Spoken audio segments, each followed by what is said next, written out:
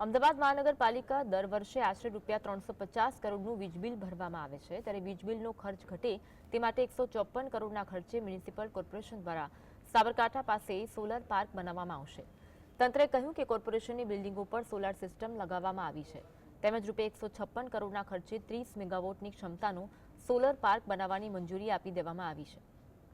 જેની કામગીરી આગામી દિવસોમાં શરૂ થઈ જશે। વર્ષ 2026માં સોલર પાર્ક કાર્યરત થઈ જશે। બીજી તરફ વિપક્ષ નેતા શહેજાદ ખાને કહ્યું છે કે વીજ બિલ ઘટાડવા માટે કોર્પોરેશનના લાઇટ ડિપાર્ટમેન્ટમાં એનર્જી ઓડિટ સેલ કાર્યરત છે, પરંતુ તંત્રના ઉચ્ચ અધિકારીઓ વીજ બિલ ઘટાડવા બાબતની કોઈ ઈચ્છાશક્તિ જ ધરાવતા નથી, જેને કારણે મ્યુનિસિપલ કોર્પોરેશનની તિજોરી પર નાણાંનું ભારણ દિન પ્રતિદિન વધતું જાય છે।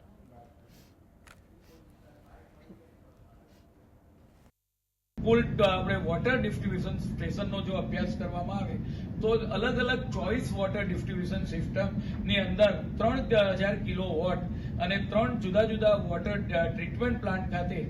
2000 કિલો આપણે વાત કરીએ કિલોવોટ ગ્રાઉન્ડ સોલર સિસ્ટમ લગાડવામાં આવી છે। તદુપરાંત હાલમાં આપણે વાત કરીએ કે બીજા 60 જેટલા બિલ્ડિંગોની અંદર આ સોલર રૂફ સોલર સિસ્ટમ લગાવવાની કામગીરી ચાલુ છે। અમદાવાદ મહાનગરપાલિકા દ્વારા જે બી નવા બિલ્ડિંગો લેવામાં આવે છે એ આઈજીબીસીના પ્લેટિનમ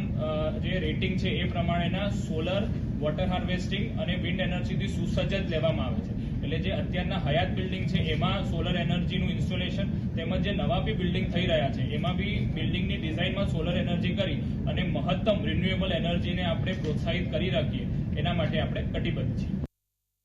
एक तरफ इतने करोड़ों रुपए का बिजली बिल आ रहा है, वही Ahmedabad municipal corporation solar system नहीं लगाता है। यदि सोलार सिस्टम लगाया जाए तो इन करोड़ों रुपए के जो बिल आ रहे हैं उसमें काफी बचत हो सकती है, लेकिन कांग्रेस पार्टी ये मानती है कि अहमदाबाद म्युनिसिपल कॉर्पोरेशन के पदाधिकारी हो या अधिकारी हो, वो प्रधानमंत्री की भी बात नहीं मानते और सोलार सिस्टम नहीं लगाते। इसलिए मुख्य कचेरी का ही 1-1 करोड़ रुपए यदि जब 1 साल का बिल आता हो, ये साफ बता रहा है कि अहमदाबाद म्युनिसिपल कॉर्पोरेशन के अधिकारी कितने बेदरकारी से